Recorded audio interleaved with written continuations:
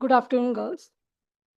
It is a privilege to formally welcome Ms. Pooja Krishna, CMD of Oyster HR Solutions Private Limited, and a highly accomplished behavioral trainer and motivational coach with over 3 decades of professional experience in human resource development, training, counseling, and organizational leadership. Her work spans academic institutions, corporate organizations, healthcare settings, non-governmental organizations and government bodies across India and internationally. Ms. Krishna has made significant contributions in the areas of communication skills, emotional intelligence, leadership development, stress and time management, and workplace well-being. In addition to her professional engagements, she has actively contributed to social advocacy, particularly in the domains of mental health, awareness and women's empowerment, and has served as a panelist on national media platforms. We are honored to have her with us today and look forward to her scholarly and practice based insights. Ms. Pooja is also accompanied by renowned actor and director Mr. Aman Jetli. If students wish, they can speak with him after Pooja ma'am's address the gathering. Good afternoon everyone. खाना नहीं खाया लगता है आप लोगों ने? हाँ, खाया है या नहीं खाया है? तो आवाजें, इतनी सारी लड़कियां हैं खूबसूरत सी, जोर से आवाज आनी चाहिए ना, सब इतने बोल रहे हैं। Good afternoon everyone. ग्रेट। तो मेरे बारे में मैम ने ऑलरेडी बताया है। मैं यहाँ पर आप लोगों को कोई मोटिवेशनल लेक्चर देने नहीं आई हूँ, दो मैं मोटिवेशनल स्पीकर हूँ। पर ये जो आज का सेशन हम जिसके बारे में बात कर रहे हैं सुबह से या आगे भी करेंगे, तो ये जो है कोई मोटिवेशनल लेक्चर नहीं है और ना ही सक्सेस के शॉर्टकट्स। तो अगर आप लोग ये सोच के सुनेंगे मेरी बातों को कि ये सक्सेस के कुछ शॉर्टकट्स बताएंगी, तो आई एम सॉरी, वो नहीं होगा। और ना ही पॉजिटिव रहो, सब ठीक हो जाएगा, कोई बात नहीं, कोई चिंता नहीं, तो ऐसा भी मैं कुछ आप लोगों को बताने वाली नहीं हूँ। तो आज जो है हम एक आम इंसान बनकर बात करेंगे इमोशंस की, हमारे अंदर की जो शक्तियां होती हैं, इनर स्ट्रेंथ की, और उस स्ट्रेंथ की जो हम सबके अंदर होती है, लेकिन हमको पता नहीं होता कि हमारे भीतर भी कोई स्ट्रेंथ है।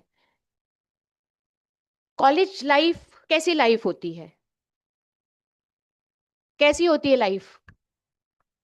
भाग दौड़ वाली और स्ट्रेस्ड। और कॉलेज लाइफ जो है वो सबसे बेस्ट लाइफ होती है। हमारी एज में हम आके जब पीछे पलट कर देखते हैं तो लगता है कॉलेज लाइफ बेस्ट लाइफ है, सब कुछ है, स्ट्रेस है, भाग दौड़ है, लेकिन फिर भी बेस्ट है। और सच यही है कि ये फेस सबसे ज्यादा कंफ्यूजिंग होता है या नहीं? हम्म। हमें टेंशन होती है, हम ओवरवेल्म हो जाते हैं चीजों को देखकर, और इमोशनली कई बार हम हेवीनेस महसूस करते हैं। हाँ, क्यों करते हैं वो हम आगे हम बात करेंगे इस पर। तो आपसे हमेशा ये उम्मीद की जाती है कि आप पढ़ाई में अच्छा रहें, बेहतर करें, टॉप करें, है ना, रिलेशनशिप को भी संभालें, घर को भी देखें, सारी चीज़ें मैनेज करें। फैमिलीज की एक्सपेक्टेशंस बहुत सारी होती है, रिश्तेदारों की एक्सपेक्टेशन होती है, खास करके जब हम लड़कियों के पर आती है बात, तो होती है या नहीं? बहुत सारी एक्सपेक्टेशन होती है कि पढ़ाई भी करो लेकिन घर में भी देखो, कल को शादी हो जाएगी, तुम्हें खाना बनाना नहीं आएगा तो हमें सुनना पड़ेगा, है ना, कहाँ से आई हो, कुछ नहीं आता। ऐसी बहुत सारी चीजें होती हैं जो हम पर बीतती हैं कॉलेज लाइफ के दौरान ही। और दोस्तों मैं बता दूं, ये बहुत होता है, it's a lot, believe me. आप लोग गुजर रहे हैं, हम भी गुजर चुके हैं, और ये बहुत आसान नहीं होता इन सारी एक्सपेक्टेशंस पे खरा उतरना, सभी लोगों को मैनेज करना। तो जो भी आज हम बात करेंगे इस थोड़े से सेशन में, इसमें जो भी बातें आपके दिल तक पहुंचती है, आपके दिल को छूती है, वो आप अपने साथ रखिएगा, और जो नहीं समझ में आती, नहीं छूती, उसे आप वहीं पर छोड़ दीजिएगा ताकि आपको स्ट्रेस ना हो। ठीक है? मैं यहाँ पर आज क्यों हूं? कोई बताएगा क्यों हूं मैं यहाँ पर? हम्म। नहीं पता? नहीं पता, कोई बात नहीं। मैं स्ट्रेस नहीं दूंगी, मैं स्ट्रेस पे ही बोल रही हूँ, मैं नहीं दूंगी। तो मैं यहाँ पर इसलिए नहीं हूँ क्योंकि मैं एक सक्सेसफुल हूँ, मैं बहुत ही स्ट्रांग हूँ और स्पीकर हूँ और बहुत सारी चीजें। मैं इसलिए हूँ यहाँ पर क्योंकि एक ऐसा भी वक्त था मेरी जिंदगी में जब मैं बिल्कुल भी स्ट्रांग नहीं थी, बिल्कुल आपकी तरह कंफ्यूज्ड और टेंशन में रहती हुई, फैमिली एक्सपेक्टेशंस को पूरा करती हुई और बहुत सारी चीज़ों को क्रॉस करते हुए चलते हुए मैं आज इस मुकाम पर पहुंची हूँ। तो मैं यहाँ पर इसलिए नहीं हूँ कि मैं स्ट्रांग हूँ, मैं इसलिए हूँ क्योंकि मैं भी आपकी तरह ही स्ट्रांग नहीं हुआ करती थी कभी। और मैं जो है, जितनी भी हालात थे, जो भी चीज़ें मेरे साथ घट रही थी, उससे मैं बिल्कुल डिस्कनेक्ट हो चुकी थी। मुझे कुछ समझ में नहीं आता था, मैं क्या करूं, कैसे जीऊं, क्या करूं। तो मैं अपनी कहानी शुरू करूंगी। बहुत साल पहले से स्टार्ट होती है मेरी कहानी। चूंकि टाइम हमारे पास कम है तो मैं थोड़े में ही इसको बताना चाहूंगी। मैं जब 11 साल की थी तो मेरे पापा की तबीयत बहुत खराब हो गई और वो सडनली बहुत लंबा बिस्तर पे पड़ गए। हम 5 भाई बहन और मैं सबसे बड़ी। अब क्या होगा घर में, कैसे जिएंगे हम लोग। तो परिवार और रिश्तेदारों ने बोलना शुरू कर दिया मम्मी को कि ऐसा है कि आप बच्चों को, 5 बच्चों को लेकर और बीमार पति को लेकर यहाँ पे मुश्किल होगा आपके लिए बम्बई में रहना, तो आप गांव चले जाएं। पर मेरी मम्मी हैं अभी भी और बहुत स्ट्रांग, उस वक्त भी और आज भी। मम्मी ने कहा नहीं, अगर मैं बच्चों को लेकर गांव चली जाऊंगी तो फिर मेरे बच्चों का फ्यूचर बर्बाद हो जाएगा, डाक में चला जाएगा, तो मैं यहीं पे रहूंगी, मैनेज कर लूंगी मैं। तो हम लोगों की जिंदगी पापा के बीमारी के बाद बड़े मुश्किल दौर से शुरू हुई और मम्मी किसी तरह से मैनेज कर रही थी, मैं घर बार देख रही थी, साथ में पढ़ाई भी कर रही थी। 11 ईयर्स मतलब कितना, 6 7 में रही होंगी मैं उस वक्त। और सारे भाई बहन मुझसे छोटे, उनको भी देखना, मम्मी परेशान रहती थी तो मम्मी को ज़्यादा मतलब काम का बोझ ना पड़े घर का, तो घर को भी देखना, स्कूल भी जाना, सब चीज़ें मैं कर रही थी। और बीच में फिर मुझे ऐसा लगा कि घर का कामकाज तो ठीक है, क्यों ना मैं कुछ ऐसा करूं कि मम्मी को मॉनेटरी कुछ सपोर्ट दे सकूं। छोटी सी मैं और छोटा सा मेरा दिमाग, और मुझे ऐसा लगा कि मैं कुछ करूं। तो मैंने ट्यूशंस लेने शुरू कर दिए। When I was in class 7th I started taking tuitions. तो फर्स्ट क्लास के बच्चों को, सेकंड क्लास के बच्चों को, और एक ट्यूशन के मुझे 50 रुपए मिलते थे। उस दौर पे 50 रुपए भी बहुत होता था। तो कभी एक ट्यूशन मिल गया, कभी दो मिल गए, दो से ज़्यादा मैं नहीं ले पाती थी क्योंकि मुझे दूसरे भी काम करने होते थे। पर वो जो 100 50 रुपए मैं अपनी मम्मी को देती थी, तो मुझे लगता था कि मैं बहुत कंट्रीब्यूट कर रही हूँ कहीं ना कहीं पे, तो मैं मम्मी को फाइनेंशियली भी कंट्रीब्यूट कर रही हूँ। और मम्मी कुछ ना मना करती थी मुझको और ना ही मुझे प्रोत्साहित करती थी कि करो। बस वो चुपचाप लेके रख लेती थी, तो मुझे लगता था शायद मम्मी को अच्छा लग रहा है तो मैं और मेहनत करूंगी। तो आप सोचिए, एक 12 13 साल की बच्ची पढ़ाई भी कर रही है स्कूल की, घर के काम भी कर रही है स्कूल से आने के बाद, 4 छोटे भाई बहनों को भी देख रही है और साथ साथ में ट्यूशंस भी ले रही है। तो क्या हुआ ना, ये करते करते जिंदगी आगे बढ़ती रही और मुझ में जो है चीज़ों को अपने ऊपर लेना आ गया कि मुझे चीज़ें करनी है, मुझे मैनेज करना है, मुझे स्ट्रांग दिखना है ना। मैं कमज़ोर नहीं पड़ सकती हूँ क्योंकि मेरी मम्मी मुझ पे डिपेंडेंट है। तो अपने आप से मेरे में वो भावनाएं आ गई, स्ट्रगल को अपने ऊपर लेने की, और कुछ भी हो जाए लेकिन कुछ ना कुछ करके दिखाने की। उस दौर से ही मैंने इस तरह का सोच शुरू कर दी। तो मैं अभी जब पीछे पलट के देखती हूँ तो मुझे लगता है मैंने उस वक्त जीना सीखा हो या नहीं सीखा हो, लेकिन सर्वाइवल करना तो जरूर सीख लिया था। जी रही थी कि नहीं मुझे नहीं पता, है ना। तो ये जो सर्वाइवल है, इसने मुझे इतना मजबूर कर दिया कि मैं हर वक्त बस मैनेज करना है, मुझे ये भी देखना है, मुझे फैमिलीज के एक्सपेक्टेशंस भी देखने हैं। गांव से कोई आ जाएगा तो उनको भी देखना है, उनकी भी जो एक्सपेक्टेशंस हैं मुझसे, एक बड़ी लड़की से घर की, वो भी मुझे देखनी है। तमामों चीज़ें करनी है, मुझे स्कूल में भी टॉप करना है, मुझे कल्चरल एक्टिविटीज़ में भी जाना है। ऐसे करते करते कॉलेज लाइफ तक मैं पहुंच गई। कॉलेज में भी मैंने स्कूल में जॉब ज्वाइन कर ली, तो स्कूल कॉलेज मेरा खत्म होता था दोपहर को, तो मैं स्कूल में पढ़ाने चली जाया करती थी। I was class teacher for class prep. So वो सब चीज़ें, फिर मैं एसएनडीटी की ही प्रोडक्ट हूँ, तो I was GS of my college. तो वहाँ पे भी बहुत सारे काम काज होते थे, ये करना वो करना, पर साथ साथ में घर भी देखना। तो मेरे अंदर ना वो इम्बाइब होता गया कि मुझे सब मैनेज करना है। आई एम स्ट्रांग, और लोग भी कहते थे तुम तो बहुत स्ट्रांग हो, तुम सब कुछ कर लोगी। और मुझे भी लगता था हाँ, मैं बहुत ही स्ट्रांग हूँ और मैं सब कुछ कर लूंगी। जो भी लोग मुझसे एक्सपेक्टेशंस रखते हैं, मैं उन सबको पूरा करूंगी। पर ये सब करते करते शायद मैं खुद को भूल गई। मैं अ, समझ नहीं पा रही थी कि मैं कहाँ जा रही हूँ। मैं सब कुछ कर रही हूँ, पर मैं कहाँ हूँ। और इतनी एक वक्त ऐसा आया कि मैं बिल्कुल थक गई, दिल से दिमाग से। मुझे मतलब सुबह उठ के लगता था कि बस अब और नहीं, मैं अब और नहीं कर पाऊंगी। इतनी सारी चीज़ों को मैं मैनेज नहीं कर पाऊंगी, मुझसे नहीं हो रहा। और दोस्तों, यही एक ऐसा वक्त था जब मुझे लगा कि मुझे ये नहीं लगा कि मुझे मरना है, पर मुझे ये लगा कि मैं अब जी नहीं सकती, मुझे अब जीना ही नहीं है। किस तरह से जीऊं मैं। और वो वक्त, वो दौर ऐसा था जब मैंने खुद की जान लेने की कोशिश की कि मैं काबिल नहीं हूं, मैं परफेक्ट नहीं हो पा रही हूँ, मैं लोगों की एक्सपेक्टेशंस पे खरा नहीं उतर पा रही हूँ, मैं अपनी मम्मी को संभाल नहीं पा रही हूँ, कुछ भी नहीं कर पा रही हूँ। तो मुझे जीना नहीं है। और जब मैंने ये करने की सोची, कैसे करने, क्या किया मैंने, वो उसमें मैं नहीं जाऊंगी क्योंकि वो यहाँ पे मायने नहीं रखता। पर ये है कि मैंने भी करने की सोची, खुद को ख़त्म करने की। और दोस्तों, मैं बता दूं कि जब मैंने वो किया तो उस वक्त ऐसा नहीं कि मैं बहुत कमज़ोर थी, लाचार थी और इमोशनल थी, पर बस मुझे था कि मैं डिटैच हो चुकी थी। मुझे लगा कि मुझे मेरी दुनिया मेरे लिए है ही नहीं, क्योंकि मेरी किसी को परवाह ही नहीं है। सब मुझसे मांगते हैं पर मुझे कोई कुछ देता नहीं है। मैं बच गई। मैं बच गई, कैसे बची वो भी लंबी कहानी है, पर मैं बच गई।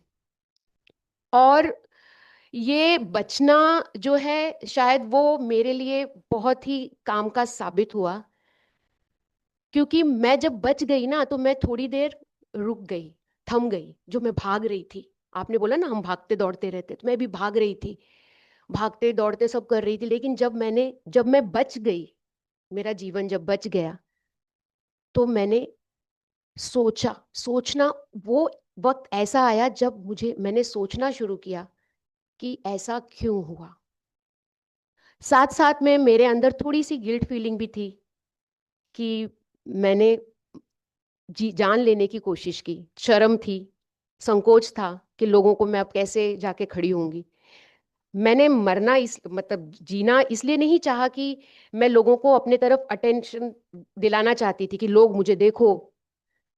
बस मैं खत्म हो जाना चाहती थी, मुझे कुछ नहीं करना था। फिर जब ये दौर जो बचने वाला आया, मैंने सोचना शुरू किया कि ऐसा क्यों हुआ मेरे साथ। फिर मैंने देखा कि मैं वो सारी चीजें कर रही थी जो मेरी उम्र के लिए या मेरे उस पड़ाव के लिए बहुत सही नहीं था। मैं सब कुछ करना चाह रही थी, जबकि वो ज़रूरी भी नहीं था। किसी ने मुझसे कहा नहीं था, पर मैंने फील करना। हम लोग की आदत क्या है ना इंसान की, हमें कोई कुछ कहता नहीं है करने के लिए, खास करके ये जिम्मेदारियां और रिस्पॉन्सिबिलिटीज़ और ये सब, या हम उनको समझें, हम अपने आप से ले लेते हैं उन चीज़ों को। हम अपने ऊपर कहते हैं आओ मेरे पास आओ, सबको हम बुलाते जाते हैं। हमें कोई ये नहीं कहता कि, हमारी माँ बाप हमें नहीं कहते कि आप सबको खुश रखो, पर हमें ऐसा लगता है कि मुझसे सब खुश रहने चाहिए, तो मैं ऐसा क्या करूं। तो मैं भी वही कर रही थी। लेकिन जो मेरे बचने का जो स्टेज था, उसने मुझे ये एहसास दिलाया कि पूजा, थोड़ा ठहरो और रुको। धीरे धीरे मैंने गौर करना शुरू किया अपने आसपास की चीज़ों को। और सबसे पहले तो मैंने अपने आप को साझा किया किसी से। तो मेरे कॉलेज में एक मैम थी, उनसे मैंने कहा मुझे आपसे बात करनी है मैम, और वो मुझे घंटों उन्होंने पहले दिन दिया, और उसके बाद रेगुलर वो मुझसे बात करती थी। जो भी मेरी समस्याएं होती थी, घर में क्या चल रहा है, क्या चीज़ें हो रही हैं। क्योंकि मैं पहले काम कर रही थी और अब मैंने काम बंद कर दिया, तो पहले मम्मी ने ये तो नहीं कहा काम करो, पर जब मैंने काम करना बंद कर दिया तो मम्मी ने कहा तुमने काम करना बंद कर दिया, अब घर का सपोर्ट कम हो गया है फाइनेंशियल, तो मैं अब क्या करूं। क्योंकि मैं कॉलेज की जीएस भी थी, तो मैं नहीं कर पा रही थी काम काज। तो मैम ने मेरे कहा कि अब तुम, उन्होंने समझाया मुझे, धीरे धीरे मुझे भी बातें समझ में आई, और मैंने अपने अंदर से अपने आप को स्ट्रांग महसूस किया। तो जो अभी तक मैं बाहर से सोच रही थी कि मैं बहुत स्ट्रांग हूँ, वो स्ट्रांग स्ट्रेंथ मुझे उससे भी ज़्यादा जब मैंने खुद को जाना, खुद को महसूस किया कि मेरी लिमिटेशंस क्या हैं, मेरी कैपेबिलिटीज़ क्या हैं, उसके हिसाब से मुझे काम करना है, उसके हिसाब से मुझे लोगों से बातें करनी है। तो दोस्तों क्या होता है ना कि ये जो भी मिरेकल होता है बच जाने का, कि लोग, किसी ने ट्राई किया अपनी ज़िंदगी को ख़त्म करने का और बच गए, तो ये 1 या 2 दिन में नहीं होता, ये एक प्रोसेस होता है, और हमें उस प्रोसेस को समझ के बात करनी होती है। सबसे पहले हमें किसी से अपने आप को शेयर करना होता है, क्योंकि जब तक हम शेयर नहीं करेंगे खुद को कि हमारे अंदर क्या चल रहा है, तब तक हम पहचानेंगे नहीं, तब तक हम खुद को नहीं समझेंगे, है ना। तो हमें एक सपोर्ट की ज़रूरत होती है, एक सहारे की ज़रूरत होती है, और वो सहारा हमें अपने आसपास अगर हम नज़र दौड़ाएंगे तो कोई भी हो सकता है। आपकी अगर बड़ी बहन, छोटी बहन है, वो हो सकती है, आपके पेरेंट्स हो सकते हैं। अगर आपको उनसे वो प्रॉब्लम है कि मैं उनसे पूरा खुलकर बात नहीं कर पाऊंगी, यू आर नॉट कंफर्टेबल, तो फिर आपके कॉलेज में आपकी क्लासमेट हो सकती है, आपकी मैम हो सकती हैं, हो सकता है वो कोई ऐसी प्रोफेसर जो आपको पढ़ाती नहीं है लेकिन फिर भी वो आपको अच्छी लगती हैं, तो आप उनसे जाके बात कर सकती हैं, है ना। तो ये चीज़ें हमें जो है देखना होता है, क्योंकि हम जो है एज अ स्टूडेंट हम सब चीज़ों को परफॉर्म नहीं कर सकते। सबसे बड़ी बात तो ये है कि हमें खुद ये एक्सेप्ट करना होगा बीइंग इम्परफेक्ट। प्रॉब्लम वहां भी आती है बहुत बड़ी, जब हम सोचते हैं कि हमें परफेक्ट होना है, आई एम परफेक्ट। होता है या नहीं होता है? हम्म। मैं जो भी करूं सब परफेक्ट हो, मैं लिखूं तो इतनी अच्छी हैंडराइटिंग हो, परफेक्ट हो, मैम मुझे बोले कि हाँ ये लड़की बहुत परफेक्ट है ना। घर में सब जो भी मेरे रिश्तेदार हैं बोले कि फलां की लड़की तो कितनी परफेक्ट है। तो हम उस परफेक्शन के चलते अपने आप को नकारते रहते हैं। तो पहले आप इस चीज को एक्सेप्ट करिए, nobody is perfect, forget about nobody, I am not perfect and it is okay to be imperfect. बिल्कुल सही, मतलब ऐसा कुछ नहीं है कि आप इम्परफेक्ट को अगर आप एक्सेप्ट एक्सेप्ट करेंगी तो वो सही नहीं है, बिल्कुल ठीक है। आप जब समझेंगी, एक्सेप्ट करेंगी, तब आप अपने आप पे काम करना शुरू करेंगी। तो आपको लाइफ में कहीं ना कहीं जाकर, कहीं ना कहीं खड़े होकर सोचना है, समझना है, अपनी स्ट्रेंथ को देखना है, और मैं क्या कर सकती हूँ, क्या मुझसे हो सकता है, वो सारी चीज़ें देखनी है। और ये जो चीज़ होती है, हम अक्सर बोलते हैं कि मैं ट्राई कर रहा हूँ, मैं ट्राई कर रही हूँ, मुझसे नहीं हो पा रहा है, तो उससे दुखी नहीं होना, ट्राई करते रहना है, क्योंकि ट्राई नहीं करेंगे तो हम बढ़ेंगे कैसे, है ना। तो वो चीज़ें भी हमें अपने साथ में रखनी है। और अगर आप लोगों के आसपास कोई ऐसा आपको दिखे जो डिस्कनेक्ट महसूस कर रहा है, जिसको देख के लगे कि ये तो पहले बहुत हंसती थी पर अब जो है बहुत अकेली फील करती है, मुझे बात नहीं करनी, मुझे अभी नहीं जाना, जो हमेशा एक्टिव रहती थी कॉलेज में, इस क्लास में, वो अब चुपचाप बैठी रहती है, तो उसको ज़रूर जाके पूछ लीजिए तू ठीक तो है ना। होता है ना कई बार ऐसा आपके आसपास। तो ये जो पूछना होता है ना, भले आप उसके लिए कुछ कर पाए या ना कर पाए, पर उसको जरूर ये पूछिए कि तुम ठीक तो हो ना। तो इतने से वर्ड से उसको लगेगा कि मेरे साथ में कोई है, और शायद वो उसको खुलने खोलने का एक जरिया होगा कि वो अपनी बातों को आपके साथ शेयर करे, बताए कि क्या चल रहा है उसके अंदर। क्योंकि जब हम क्लास में होते हैं, हमारे असाइनमेंट का प्रेशर होता है, मेरी अटेंडेंस पूरी नहीं हुई उसका प्रेशर होता है, एग्जाम आने वाली उसका प्रेशर होता है, कोई ना कोई प्रोग्राम चल रहे होते हैं उसका प्रेशर होता है, बहुत सारी चीज़ें दिमाग में चल रही होती हैं। और ऐसे टाइम पे अगर हमें कोई दिखता है कि जो बिल्कुल डिस्कनेक्ट हो रहा है, उदास हो रहा है, तो उसको आप पूछिए ज़रूर कि क्या है, सब ठीक तो है ना, देखना ये कितना बड़ा मिराकल का काम करेगी उसके लिए। तो मैं अपनी बात को यहीं पे विराम दूंगी, क्योंकि मैं बहुत अरसे बाद अपनी जो ये वाली चीज़ थी मैंने कभी शेयर नहीं की, और आई am feeling emotional now. And I मतलब आप लोगों को देखते हुए ना मैं अब उस दौर में चली गई हूँ जब मेरे साथ ये सब घटित हो रहा था, और मैं उस दुनिया में पहुंच गई हूँ कि मैं क्या थी और मैंने क्या करने की कोशिश की और मैं कैसे आगे बढ़ी। सो बहुत बहुत शुक्रिया मैम। कि जब जैसे आपने बोला कि आपको किसी को तो भी शेयर करना चाहिए, लेकिन कभी कभी ऐसा भी होता है कि सामने वाला पीपल या फिर पर्सन ऐसे थिंक करता है कि इसको खाली अटेंशन चाहिए। बिल्कुल आपने सही पॉइंट निकाला है कि सामने वाले को लगता है कि इसे अटेंशन चाहिए, पर आपको लगता है कि सामने वाले को क्या लगता है उससे बहुत ज़्यादा फर्क पड़ेगा। क्योंकि अगर मैं ये सोचूं कि सामने वाला मेरे बारे में क्या सोचेगा, तब तो मैं कभी कुछ बोल ही नहीं पाऊंगी, पहली बात। दूसरी बात, मैं उन उन जगहों पे जाऊंगी बात करने के लिए, क्योंकि you are not suppose to just go and talk to someone. Okay fine, I am feeling low, I am feeling very lonely, I am depress, so I'll come and I'll start talking to him. No, I'll have to have some connection. Okay कोई past या कुछ भी जरा सा भी कुछ जहाँ पे मुझे दिखे कि सामने वाले को अगर मैं जाके बोलूंगी तो वो मुझे जज नहीं करेगा। So we need to understand that कि उससे जाके बात करें जहाँ पे वो जज नहीं करेगा मुझे, मेरी बातों को समझेगा और मुझे कुछ वो एडवाइस नहीं देगा। बिकॉज यहाँ पे बात होती है एडवाइस देने की, अभी इसका जवाब मेरे दूसरे जो उनका जवाब दूंगी उसमें शामिल है। तो आपने पूछा था कि ये किसी रियल उस पे है। 2 साल पहले मेरी बहन ने अपनी जिंदगी खत्म कर ली, छोटी सी बात पे, क्योंकि उसके बेटे का कहीं पे अफेयर था। और मेरी सगी बहन ने, और उसने जो फोन नहीं उठाया ना, मेरे साथ भी यही हुआ, क्योंकि मैं जा रही थी कोल्हापुर ट्रेनिंग के लिए, मेरा फोन का बैटरी डिस्चार्ज होने वाला था, और मैंने उससे थोड़ी बात की। मैंने कहा इंपॉर्टेंट है क्या? उसने कहा नहीं, बस मुझे पूछना था कहाँ तक पहुंची। मैंने कहा बस मैं भी थोड़ी देर में पहुंचूंगी, पहुंच के मैं चार्ज करके तुझे कॉल करती हूँ। और जो है मैं भूल तो नहीं गई, पर मैं सो गई, थक गई थी ड्राइव करके, सो गई। दूसरे दिन सुबह उठी, अपना ट्रेनिंग जो भी काम था वो खत्म किया मैंने, और शाम को जब लौट रही थी तो मेरे भाई का फोन आया that she is no more.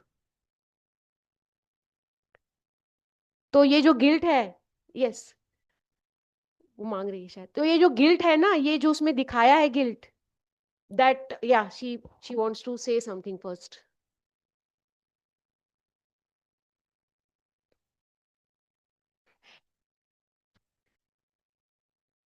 Ma'am, actually, what you mentioned before in your previous lecture, I was relating a lot, so I couldn't speak, I couldn't ask. या please. You mentioned, I think, nobody कोई कहता नहीं है हमसे, but हम खुद पे ले लेते हैं. हाँ But ऐसा भी होता है कि हमें feel कराया जाता है. बिल्कुल तो that was like, बिल्कुल I want बिल्कुल। to contradict that point. नहीं नहीं, later on I said कि when I was working, my mother initially never said to work.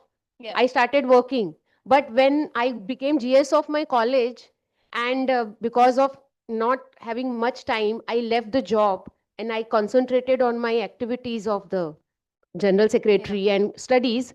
My mom had issues कि इसने job छोड़ दिया। तो वो चीज भी आई थी कि पहले मुझे किसी ने कहा नहीं, मैं करती रही, पर जब बाद में मैंने छोड़ दिया तो फिर मुझे आया एक्चुअली वो जो मैंने अपने आप को अपना जीवन जीने की जो चाहत मेरी इसीलिए खत्म हुई थी कि पहले जब आपने कहा नहीं, मैं करती गई अपनी इच्छा से, और अब जब मैं कुछ और करना चाहती हूँ तो आप चाहती हैं कि मैं काम करूं, और जो कि ये मेरा क्रूशियल 1 साल है, क्योंकि जीएस में दोबारा नहीं बनती ना। Correct. तो that was the thing, Okay, ma'am. है ना। तो शायद दूसरा वाला आपने मिस कर दिया था कि पहले मुझे नहीं कहा गया, लेकिन बाद में जब कहा गया तो फिर मैं तैयार नहीं थी उसको करने के लिए। Yeah, ma'am. Actually, I think many would relate to me that elder daughter trauma Yes, is a lot yes, nowadays. yes. लोग जान भी रहे, but still, I feel there is some awareness, but फिर भी कोई नहीं समझता. बिल्कुल। तो हमें वही तो करना है, ये जो अवेयरनेस सर की मूवी और भी जो हम लोग बात कर रहे हैं, मैम ने ये किया कि हमें ये अवेयरनेस फैलानी है कि मैं बड़ी हूँ, ठीक है, लेकिन पहले मैं खुद को तो देखूं। जब मैं खुद को ही नहीं देख पाऊंगी तो मैं फैमिली को और दुनिया को और बाकी लोगों को क्या देखूंगी। तो मुझे पहले खुद को रुकना होगा, खुद को समझना होगा, खुद को देखना होगा, और उसके बाद ही मैं बाकी की चीजें करूंगी. So I need to understand my capability. I need to understand where, I stand.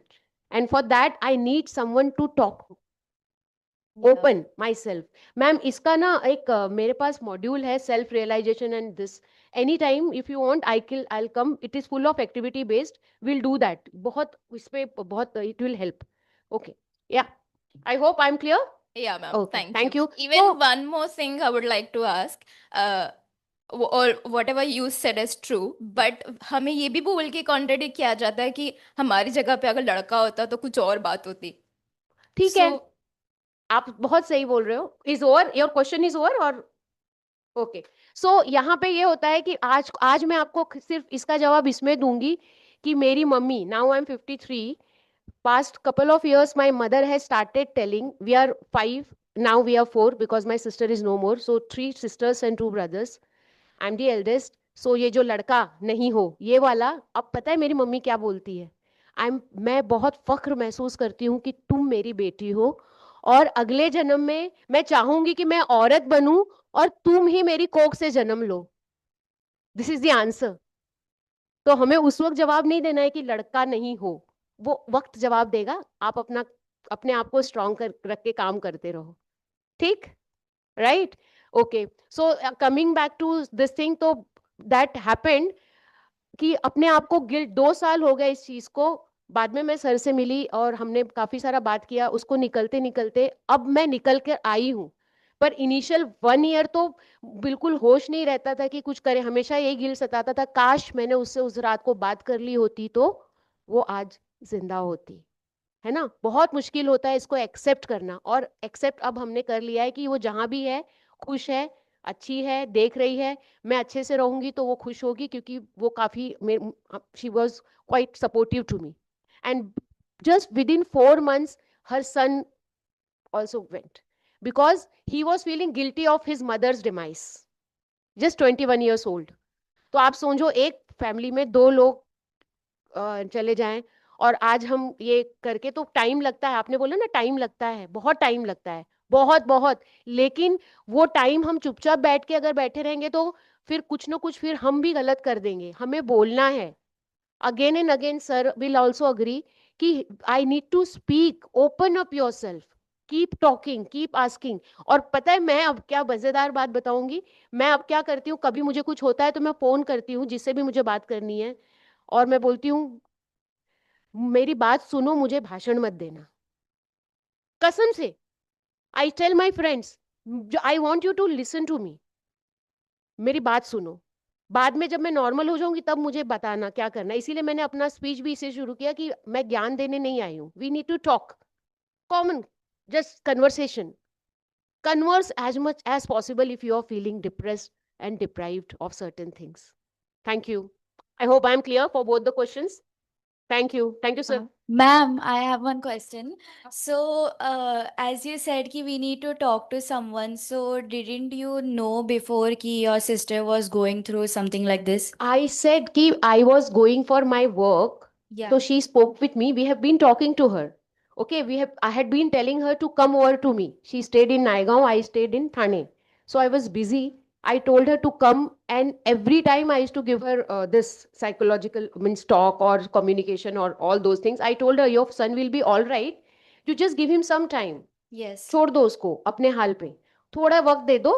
और बस मैं आज लौट कर आ रही हूँ, कल लौट कर आऊंगी, और परसों हम आते हैं और बैठ के बात करते हैं. She couldn't wait for that one night.